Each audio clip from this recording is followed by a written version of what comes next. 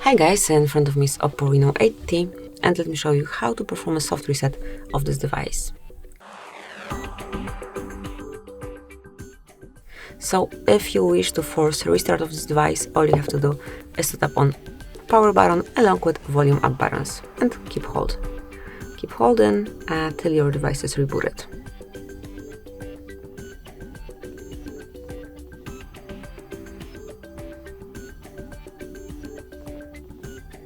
Just a few more seconds, and once you feel the vibration, then see the logo, you can release the buttons, and then it would be restored and you will be able to use your phone again.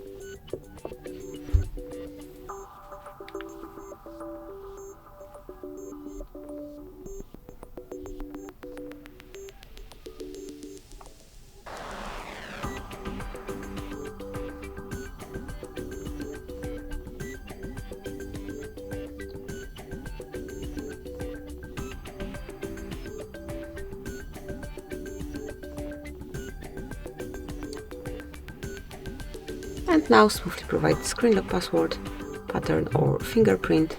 And that's it, that will be all. Thank you for watching.